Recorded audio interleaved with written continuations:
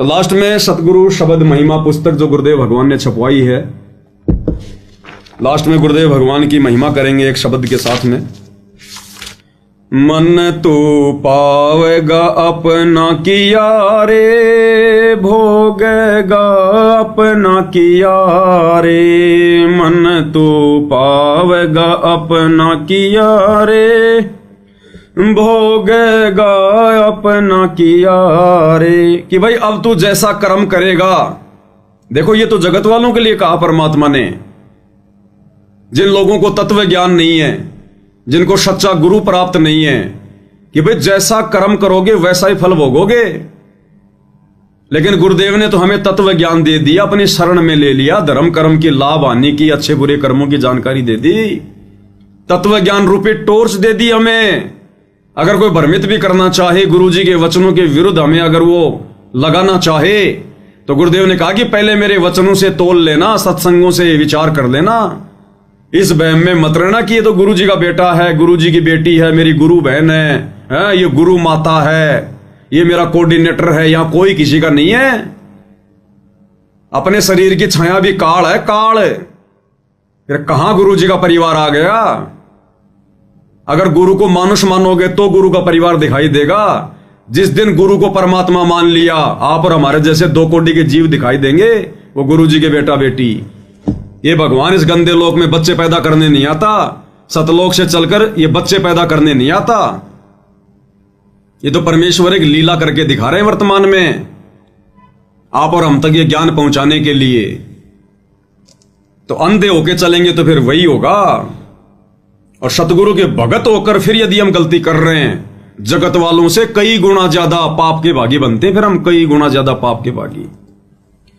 मन तू पावेगा अपना किया रे, भोगेगा अपना किया रे। मन तू पावेगा अपना किया रे, भोगेगा अपना किया रे।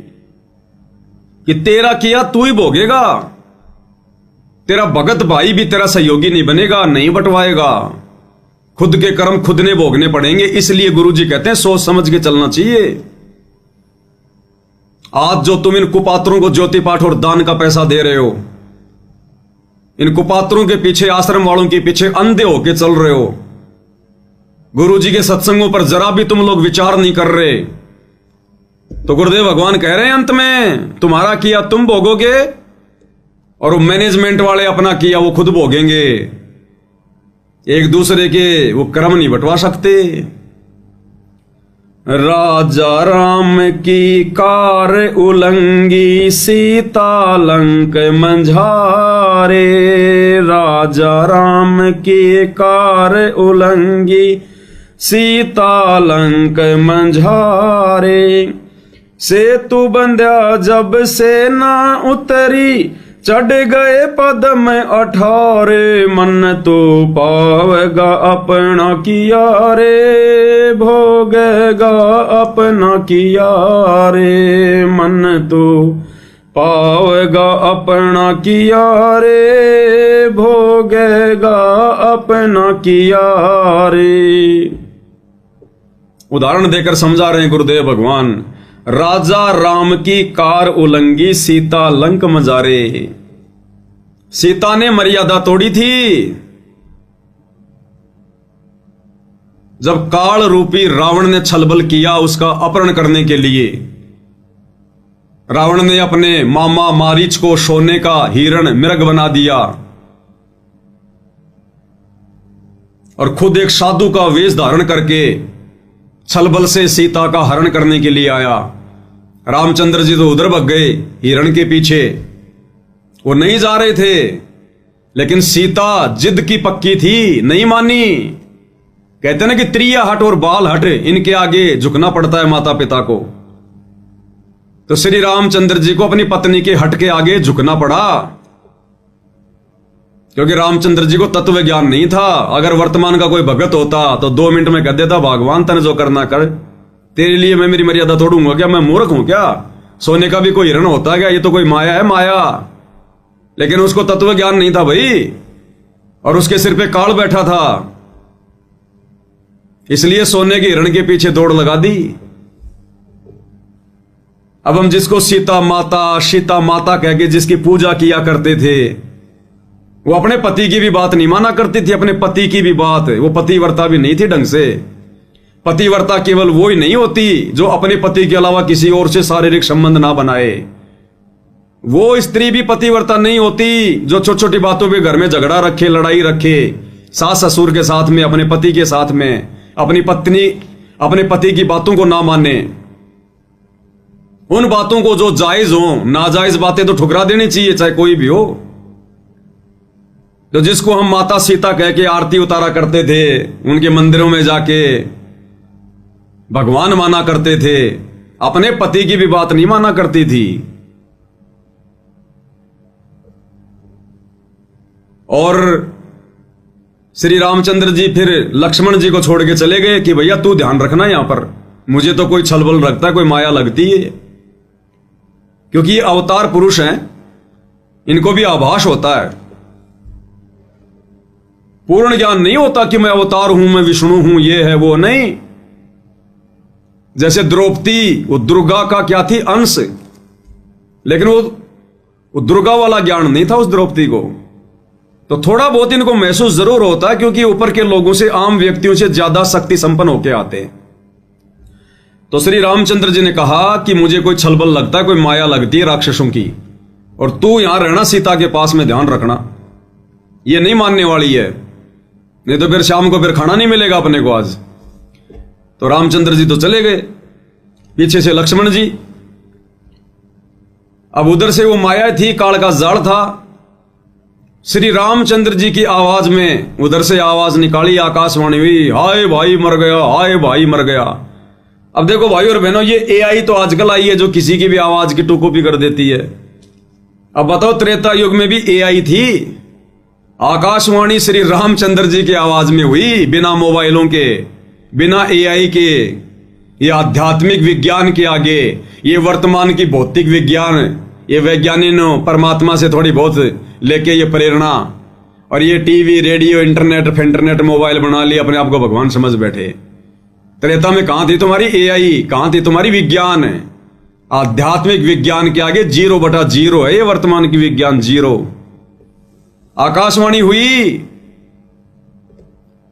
श्री रामचंद्र जी की आवाज में, और सीता घबरा गई कि तेरे भाई पे संकट आ गया, तू जा तेरे भाई को बचाने। अब ये दुनिया वालों ने शिक्षा लेनी चाहिए। अरे दुनिया जिस श्री रामचंद्र जी को सर्वशक्तिमान मान के, तीनों लोगों का स्वामी मान के, भगवान मान के पूज रही है, वो सीता को भी उस राम पे विश्वास नहीं था कि वो 1-2 राक्षसों का भी सामना कर लेगा। जब सुनी आवाज, हाय भाई मर गया, हाय भाई मर गया, तो सीता घबरा गई और कह रही है, जा तेरा भाई संकट में है, श्री राम संकट में है। अरे राम ही संकट में आ गया तो फिर काहे का राम है फिर वो? फिर भक्तों का क्या संकट निवारण करेगा जब खुद ही संकट में आ गया? तो ये अध्यात्म से भाई और बहनों समझ में आएंगी सारी बातें। दुनिया विचार नहीं कर सकती बिना सतगुरु के, बिना उनके तत्व ज्ञान के। दुनिया चले ना श्री राम के बिना, और राम जी चले ना हनुमान के बिना। राम जी तो वहां कर रहे, हाय भाई मर गया, हाय भाई मर गया, और सीता को विश्वास नहीं हो रहा। उसने सोच लिया मर सकता है, कोई बड़ी बात नहीं है। और लक्ष्मण को बोले तू जा। लक्ष्मण बोला, नहीं भाभी, मुझे कोई काल का षड्यंत्र लगता है, ये कोई माया है, मेरे भाई पे संकट नहीं आ सकता। तो गुरुदेव ने बताया, अंत में सीता ने ऐसी कटी जली बातें कह दी कि तू तो ये चाहता कि तेरा भाई मर जाए और तू मुझे अपनी पत्नी बना ले, तेरी नीयत में खोट है। अंत में यहां तक सीता ने बोल दिया, जिसको हम माता कह के जिसकी पूजा करते हैं। अरे जिस माता सीता का अपने देवर के साथ में ऐसा व्यवहार है, आप और हम कलयुग के भगत उसके क्या लगे? कितनी मंदिर में जाके घंटियां खुड़कवा लो, कितनी जय राम सीताराम कर लो, कुछ नहीं होने वाला। जो अपने देवर के साथ में ऐसा व्यवहार कर सकती है, अपने देवर के ऊपर भी शंका व्यक्त कर सकती है, वो लक्ष्मण जिसने 14 साल तक अपनी पत्नी को त्याग कर अपने भैया और भाभी की सुरक्षा के लिए उनके साथ में रहा, अंत में उसको यह फल मिला तो ये फल मिलता है जगत की गुलामी का। अंत में बेचारा दुखी होकर चला गया, लेकिन जाने से पहले एक रेखा खींच गया सीता के चारों तरफ, कोई मंत्र बोल के। उसको लक्ष्मण रेखा तो आप और हम बोलते हैं, असल में वो कोई सिद्धि थी जो मंत्र बोल के एक रेखा खींच दी। उसने नहीं कहा था कि मैंने लक्ष्मण रेखा खींच दी, वो तो हम कह रहे हैं क्योंकि लक्ष्मण ने खींची थी इसलिए हमने उसको लक्ष्मण रेखा का नाम दे दिया। और रेखा का नाम नहीं था लक्ष्मण रेखा, लक्ष्मण ने खींची इसलिए हम लोग बोलने लग गए। वो तो उसने कोई अपना कोई जंत्र मंत्र बोल के, जो भी उसके पास में कोई सिद्धि थी, उसने वो रेखा खींच दी और बोला इससे बाहर मत जाना और हमारे पे इतना तो रहम कर देना तू देवी। अब जो भाई जो पहले ही मर्यादा में नहीं है, अपने पति के साथ में जिद करके उसे भेज दिया, अपने देवर को उल्टी सीधी बातें बोल के उसको निकाल दिया, अब वो कहां लक्ष्मण रेखा में रहने वाली थी। इतने में उधर से रावण आ गए, भिक्षाम दे माई, भिक्षाम दे माई, साधु का रूप बना के, संत का रूप बना के, आटा मांगने के लिए। तो सीता ने कहा कि महाराज जी आ जाओ, अंदर ले जाओ। तो जैसे रावण अंदर होने लगा प्रवेश, तो गुरुदेव ने बताया कि ऐसे उसमें आग की लपटें निकली। रावण घबरा गया कि ये तो कोई मंत्रित रेखा है। फिर रावण ने दूसरा जो है वो तरीका अपनाया, उसको डराया। इसी प्रकार भाई और बहनों, गुरुदेव ने हमें जो भक्ति दे दी, जो मर्यादा दे दी, जो मंत्र दे दी, अगर मर्यादा में रह के जाप करेंगे, ये हमारे को नुकसान नहीं पहुंचा सकता। ये काल, और ये काल आता फिर कि इन्होंने मेरी भक्ति कैसे छोड़ दी, मेरी पूजा पाठ इन्होंने कैसे छोड़ दी। और जब ये हमारे पास आता है तो परमात्मा ने रक्षा कवच बना रखा होता है भगत के घर के, भगत के चारों तरफ। और इस काल को टक्कर लगती है, फिर ये देखता कि भाई जरूर इसने किसी परम संत की शरण ग्रहण कर ली। अब अंदर तो आ नहीं सकता, नुकसान तो ये हमें दे नहीं सकता वैसे, जब तक मर्यादा में रहेंगे। फिर ये काल क्या करेगा, ये रावण की तरह हमें डराएगा। हमारे रिश्तेदार, किसी का पति, किसी की पत्नी, समाज वाले जहां काम धंधा करते हैं वो, फिर वो हमें डराएंगे काल प्रेरणा से। काल उनके माध्यम से हमारी मर्यादा तो डुबाएगा। जैसे उसके बाद में रावण ने सीता को फिर डरा धमका के, उसके मन में डर पैदा करके कि मैं श्राप दे दूंगा तेरे को, साधु संत अगर घर से बिना भिक्षा लिए जाएंगे तो अनर्थ हो जाएगा, मैं श्राप दे दूंगा। इसी प्रकार ये काला पर हमें फिर डरवाएगा, और तेरा ये नुकसान हो जाएगा, तेरे एक ही बेटा है, कल को वो मर गया तो क्या फलना दिखना। और भक्ति तो हम भी करते हैं, काहे के नियम, काहे की इतनी मर्यादा, किसी का खाना भी नहीं, किसी की ब्याह शादी में भी नहीं। फिर ये डराएगा हमें रावण की तरह। डर गया, वो मर गया। अब सीता डर गई कि सच में कहीं कोई श्राप ना दे दे। अब गुरुदेव ने बताया कि उस नादान ने विचार नहीं किया। अगर ये इतना बड़ा साधु संत महात्मा होता, इसके पास इतनी सिद्धि होती, तो लक्ष्मण रेखा को पार करके ना जाता। जिससे एक छोटी सी रेखा भी पार नहीं हो रही, उसके डराने से तू क्यों डर रही है, तेरा क्या बिगाड़ देगा वो। लेकिन वो डर गई, कोई तत्व ज्ञान तो था नहीं, और उसने वो लक्ष्मण रेखा पार कर दी, ये सोचकर कि साधु महात्मा ही तो है, क्या फर्क पड़ेगा, अभी जाके आटा दे के आ जाती हूं। और 12 साल लग गए फिर उसको आने में, 12 साल। जो ये सोच रही थी ना क्या फर्क पड़ता है, अभी गई अभी आई, 12 साल लग गए और करोड़ों व्यक्ति मरवा दिए, करोड़ों व्यक्ति उनका पाप अपने सिर पर और धर लिया। तो इसी प्रकार गुरुदेव भगवान कहते हैं, भोगेगा अपना किया रे, पावेगा अपना किया रे। कि गुरु ने तो भक्तों को मर्यादा दे दी, भक्ति दे दी, धर्म कर्म की लाभ आने की जानकारी पर बता दी। काल तुम्हें कब नुकसान पहुंचाएगा, कब नुकसान नहीं पहुंचा सकता। अब अगर तुम हल्के में लोगे सीता की तरह इन मर्यादाओं को, कि क्या फर्क पड़ता है, छोटी सी तो मर्यादा है, क्या फर्क पड़ता है, स्टेडियम में तो बनाना है, क्या फर्क पड़ा है, हमारी 36 बिरादरी के भाई हैं, चलो आरक्षण में, अरे क्या फर्क पड़ा है, बना दो जाटों की धर्मशाला, खूब पैसा आ रहा है, क्या फर्क पड़ा है, परशुराम की जयंती में अब गैर भाई, अरे कबीर जी की जो जयंती मना रहे हैं वो नकली कबीर पंथी सिरसा में, चलो क्या फर्क पड़ता है, बैठो बसों में। ये फर्क हिस्सा पड़ेगा नानी आधा होगी आने वाले समय में। नानी अभी बैटरी चल रही इसलिए तुम्हें फर्क दिखाई नहीं दे रहा। तो सीता ने सोचा क्या फर्क पड़ा है, रावण ने डाल ली फिर अपने कंधे पे और लंका में जा टेकी, लंका में। और 10 साल तक उसके बाग में ना ढंग से नहाना, ना पीना, ना खाना, ऐसी दुर्गति हुई। और 2 साल तक फिर वो लड़ाई चली और करोड़ों लोग मरे, करोड़ों लोग। तब जाके वो सीता वापस घर पे आई। तो इसी प्रकार भाई और बहनों, ये जो शब्द है ना, एक एक लाइन के अंदर एक एक कथा है, शिक्षा है। तो हम भक्तों ने भी कितनी सावधानी बरतनी पड़ेगी, हल्के में ले लेनी। वो लक्ष्मण रेखा थी तो ये सतगुरु रेखा है, मर्यादा। ये जो मर्यादा गुरुदेव ने दे दी ना, ये गुरु रेखा है, सतगुरु रेखा है। वो लक्ष्मण रेखा थी तो ये सतगुरु रेखा है। वो लक्ष्मण ने खींची थी, ये सतगुरु ने बताई है। तो लक्ष्मण रेखा तोड़ने से अगर इतना नुकसान हो सकता है तो सतगुरु रेखा तोड़ोगे तो क्या होगा, उससे कई गुना ज्यादा, अनंत गुना ज्यादा। इसलिए मर्यादाओं की आवश्यकता है भक्ति मार्ग में। और रावण का भी सत्यानाश नहीं होता। अकेली सीता के अपहरण करने से रावण का सत्यानाश नहीं होता।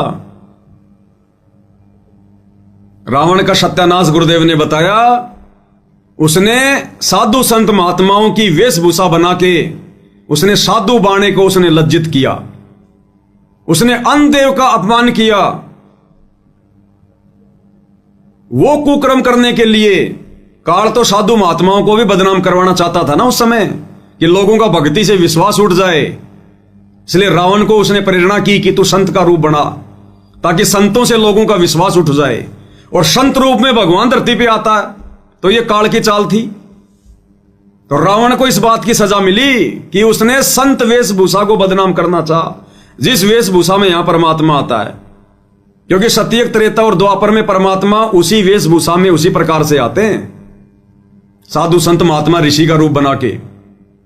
काल ने उसी को बदनाम जो है वो करवाना चाहा। तो पहली सजा तो इस बात की मिली कि उसने संत वेशभूषा का उसने दुरुपयोग किया। जिस साधु बाणे में लोगों को ज्ञान समझाना था, धार्मिक काम करने थे, उसने सीता का अपहरण करने जैसा दुष्कृत्य किया। दूसरा, सीता का अपहरण करने के लिए उसने अन्नदेव का सहारा लिया, आटा, अन्न, इसलिए उसको सजा मिली। उसने अन्नदेव का उसने अपमान किया, अन्न के बहाने कि भिक्षाम दे माई, आटा दे। उसने अन्नदेव का अपमान किया, इसलिए फिर रावण की भी दुर्गति हुई। तो परमेश्वर आप और हमें समझाना चाहते हैं शब्द के माध्यम से। गुरुदेव का मकसद को रामायण समझाना नहीं है, ये रामायण तो हमने बहुत पढ़ रखी है। इन उदाहरणों के माध्यम से गुरुदेव समझाना चाहते हैं कि तुम्हारे साथ भी वही है। तुम अपने आप को सीता समझ लेना, हम भगत है सीता, और हमारे गुरुदेव हैं लक्ष्मण, जिन्होंने भक्ति देके और हमारे को मर्यादाओं में बांध दिया कि इस मर्यादाओं से बाहर मत जाना। जब तक हंसा हमारी आना और काल लगे ना तेरा बाणा। लक्ष्मण ने भी ये कहा था, भाभी जब तक इस रेखा के अंदर रहेगी तेरे ऊपर कोई आपत्ति नहीं आएगी। और गुरुदेव भी यही कहते हैं कि जब तक मेरी आन कान में रहोगे, मेरी मर्यादाओं में रहोगे, काल तुम्हारा कुछ नहीं बिगाड़ सकता। और रावण समझ लेना, काल वो छलबल करके और लक्ष्मण रेखा से बाहर निकालेगा, सतगुरु मर्यादाओं से, सतगुरु रेखा से बाहर निकालेगा। और अगर मर्यादाओं से बाहर निकले इन मैनेजमेंट वालों की तरह, फिर देखना चोटी पकड़ पकड़ के ले जाएगा, समय आते ही चोटी पकड़ पकड़ के। सतगुरु कुछ नहीं करेगा। जैसे लक्ष्मण की लक्ष्मण रेखा तोड़ी तो लक्ष्मण भी बचाव नहीं कर पाया और राम भी बचाव नहीं कर पाया। तो सतगुरु की अगर रेखा तोड़ेंगे, मर्यादा तोड़ेंगे, सतगुरु कुछ नहीं करेगा। तो कहते हैं राजा राम की कार उलंगी और सीता लंक मंजारे, और सेतु बंध्या जब सेना उतरी चढ़ गए पदम 18 पदम सेना गई थी, 18 पदम। और सेतु बंध्या जब सेना उतरी, गुरुदेव ने विस्तार से हमें सत्संगों में बता रखा है कि मुनिंदर ऋषि के रूप में श्री रामचंद्र जी का पुल भी कबीर परमेश्वर ने बनवाया, अपने गुरुदेव भगवान ने बनाया, जो उस समय मुनिंदर ऋषि के रूप में आए हुए थे। यानी सारे कार्य करने वाले ये परमेश्वर ही हैं। मन तू पावेगा अपना किया रे, भोगेगा अपना किया रे। लंका तोड़ बिलंका रे तोड़ी, महारावण से मारे। लंका तोड़ बिलंका रे तोड़ी, महारावण से मारे। 10 मस्तक रावण के काटे, विभीषण को राज दिया रे। मन तो पावेगा अपना किया रे, भोगेगा अपना किया रे। मन तो पावेगा अपना किया रे, भोगेगा अपना किया रे। अब ये सारे कार्य करने वाले कबीर भगवान सतगुरु रामपाल जी थे। श्री रामचंद्र जी की, विष्णु जी की औकात नहीं थी कि वो रावण को मार के और सीता को वापस लेकर आ जाए। ये कार्य भी कबीर भगवान ने किया, राम का रूप बना के, जो गुरुदेव ने हमें सुख संवेद से पढ़ाया, गरीबदास जी की वाणियों से। लंका तोड़ बिलंका रे तोड़ी, महारावण से मारे। रावण का भाई था महारावण, वो पाताल लोक में रहता था। पाताल लोक का राज्य था उसके पास, रावण के भाई का, महारावण का। तो गुरुदेव कहते हैं पहले तो लंका तोड़ी और उसके बाद में बिलंका तोड़ी, महारावण की नगरी। और रावण को भी मारा और महारावण को भी मारा। किसने? कबीर भगवान ने। जो कबीर भगवान वर्तमान में सतगुरु रामपाल जी के रूप में आए हुए हैं, इन्होंने ही रावण को भी मारा श्री राम का रूप बना के, और महारावण को भी मारा पाताल में जाके, हनुमान जी का रूप बना के। और पाताल लोक में महारावण को मारकर लक्ष्मण और राम को छुड़वा कर कौन लाया? कबीर भगवान सतगुरु रामपाल जी। ये परमेश्वर करता है सारे कार्य, और कोई नहीं है यहां करने वाला। परमात्मा कहते हैं सारे खेल हमने किए, हमसे मिले सो निश्चय जिए।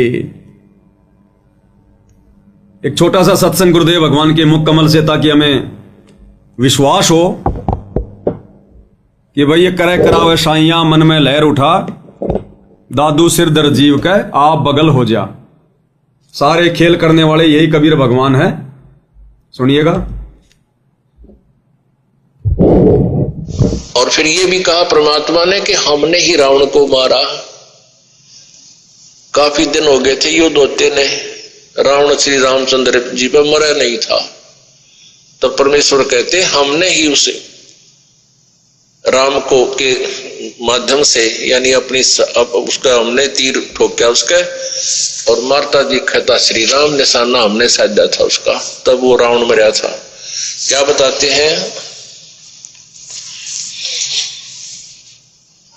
हम ही रावण मार लंका पर करी चढ़ाई, हम ही 10 सिर मार देवतन की बंद छुटाई।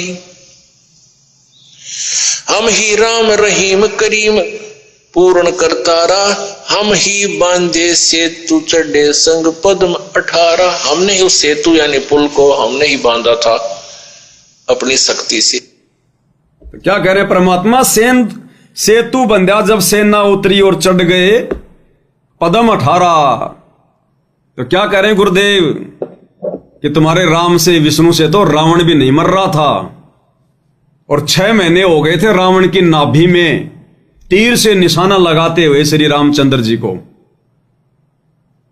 और रावण इतना बड़ा उपराक्रमी था, अपनी नाभि में तीर नहीं लगने दे रहा था। राम को तो यह भी नहीं पता था ये मरेगा कैसे। बहुत दुखी हो गया था, रोने लग गया था कि भगवान ये राक्षस तो मरता ही नहीं है। तब विभीषण ने बताया कि इसकी नाभि में अमृत कुंड है, जब तक तीर मार के उसको नहीं सुखाओगे ये नहीं मरेगा। ये पता होने के बाद भी 6 महीने हो गए श्री रामचंद्र जी को उसके नाभि में तीर मारते हुए। लाखों तीर मार दिए होंगे, रावण ने नाभि में तीर नहीं लगने दिया। अंत में फिर रोने लग गए कोने में बैठ के श्री रामचंद्र, गुरुजी कहते हैं। और जब ये आत्मा पुकार करती है तब वो परमात्मा सुनता है। राम कृष्ण सतगुरु शहजादे, भक्ति कारण यूं हुए पियादे। ये भी बेचारे भक्ति के लिए निकले थे, कलयुग की पिछली पीढ़ी में भी आए थे, लेकिन रह गए, फिर काल ने ठग लिया, मर्यादा तोड़ दी, काल के हत्थे चढ़ गए, बन गए ब्रह्मा विष्णु महेश, फिर ऐसे दुर्गति करता है इनके नीचे भेज के। लेकिन फिर परमात्मा अपनी आत्माओं के पीछे पीछे दौड़ता रहता है। गोता मारूं स्वर्ग में, जा बैठूं पाताल, गरीब दास ढूंढता फिरूं अपने हीरे मोती लाल, और पहुंचूंगा क्षण एक में जन अपने के काज, हिरणा कुश उधर विदारा, नरसिंह जी उधर लूं साज। तो आत्मा तो परमात्मा की है, चाहे विष्णु हो, चाहे ब्रह्मा हो, चाहे शिव हो, चाहे राम हो, चाहे कृष्ण हो। परमात्मा पहुंच गए वहां पर सूक्ष्म रूप में, और रामचंद्र जी ने फिर लगाया निशाना, तो परमात्मा ने पकड़े फिर उसके तीर कमान, उसके हाथ, उसके हाथों पे धरा अपना हाथ, दुनिया को दिखाई दे रहा है रामचंद्र, और निशाना मारा कबीर भगवान सतगुरु रामपाल जी ने, और एक ही तीर में वो रावण चित्त। तो गुरुदेव कह रहे हैं, राजा राम की कार उलंगी, सीता लंक मंजारे, सेतु बंध्या जब सेना उतरी, चढ़ गए पदम अटारे, मन तू पावेगा अपना किया रे, भोगेगा अपना किया रे। तो सारे खेल गुरुदेव भगवान ने किए, परमात्मा ने किए। आज हमें वो समर्थ प्राप्त है, वो समर्थ भगवान। इस तत्व ज्ञान से पता चलेगा अब हम जिनकी झूठी महिमा किया करते थे, रामलीला, रामायण, श्री कृष्ण लीला, सुधा सागवत, भागवत, हम तो झूठी महिमा दे रहे थे 3 लोगों के भगवानों को। असली महिमा के अधिकार ये कबीर भगवान सतगुरु रामपाल जी हैं, और पूरी दुनिया जानेगी आने वाले समय में, मानेगी। मन तू पावेगा अपना किया रे, भोगेगा अपना किया रे। तो लंका तोड़ बिलंका रे तोड़ी, लंका को भी ध्वस्त गुरुदेव भगवान ने किया, और महारावण से मारे, रावण को भी मारा और महारावण को भी मारा। हम रमेणी में पढ़ते हैं ना, असुर निकंद रमेणी में, रावण महारावण से मारे, और 10 मस्तक रावण के काटे, विभीषण को राज दिया रे। रावण के 10 मस्तक भी भगवान ने काटे, कबीर भगवान ने। अन्यथा शंकर जी का वरदान रामचंद्र जी कैसे काट देगा उसके शीश? वो तो अवतार रूप में आए हुए थे सीमित शक्तियां लेके। तो कबीर भगवान सतगुरु रामपाल जी ने ही श्री रामचंद्र जी का रूप बनाकर सूक्ष्म और 10 मस्तक रावण के काटे थे, क्योंकि वो 10 मस्तक काटे बिना नाभि में तीर नहीं लग सकता था। और विभीषण को राज दिया रे।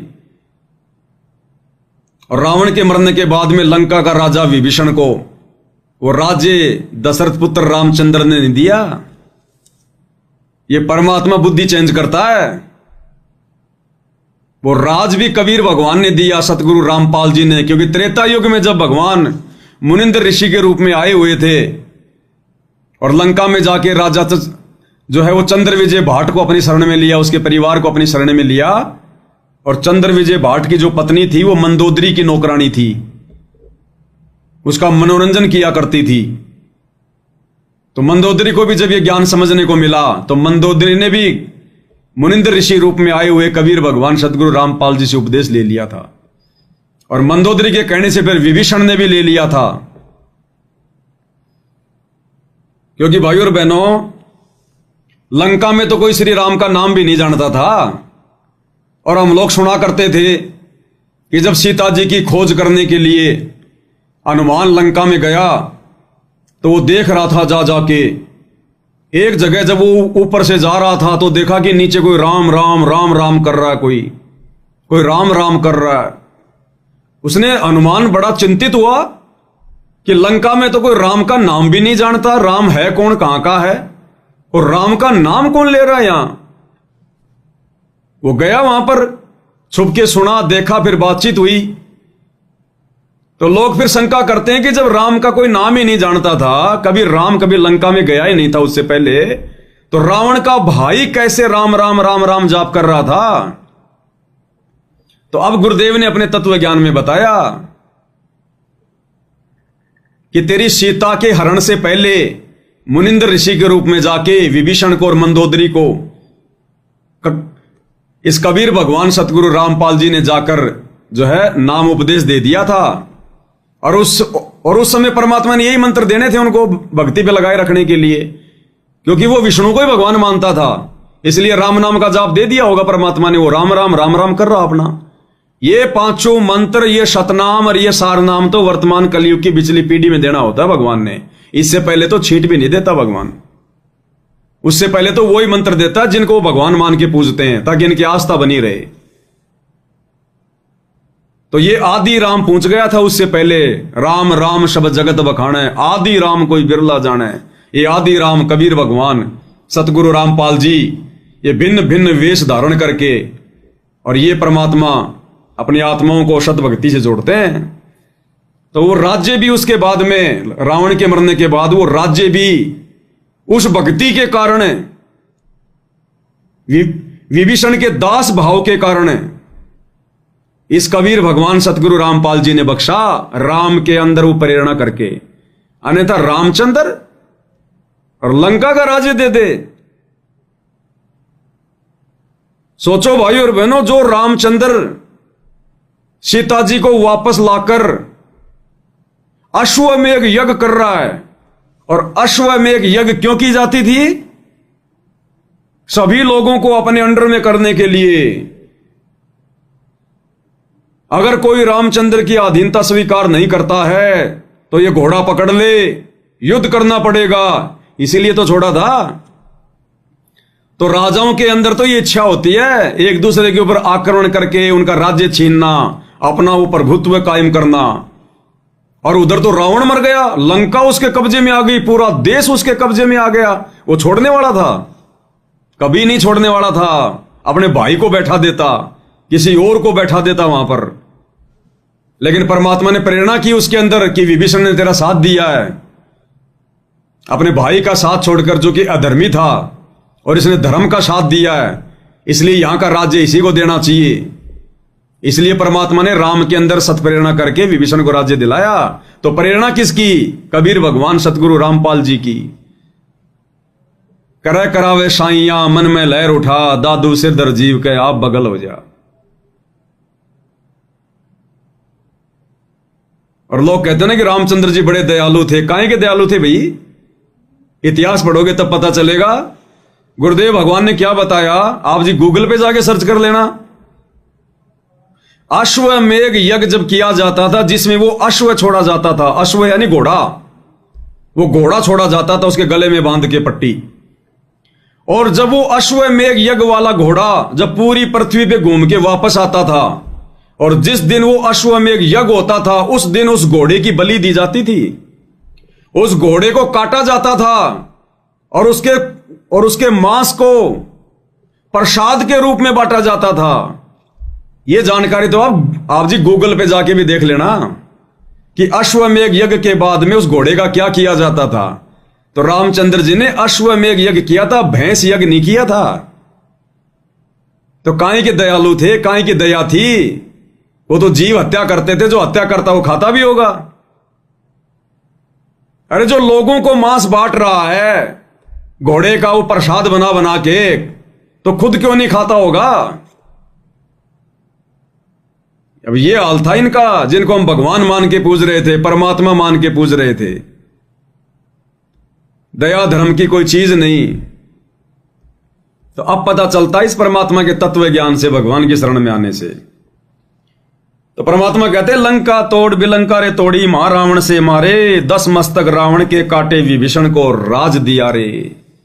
गुरुदेव कहते हैं ना, जय तन चाहिए राजपाट तो धर ले ध्यान हमारा। इस परमात्मा की भक्ति से ही मिलेगा राजपाट भी। बाकी राजनेताओं की रैलियों में धक्के खाने से, उनके चरण चाटने से सरपंची का पद भी नहीं मिलेगा, सरपंची का भी। ये गुरुजी के दोनों लड़के कहां फूल रहे हैं, चुनाव लड़ने की सोच रहे हैं, और बन भी गए तो निरे अपने कर्म फोड़ोगे, निरे अपने कर्म।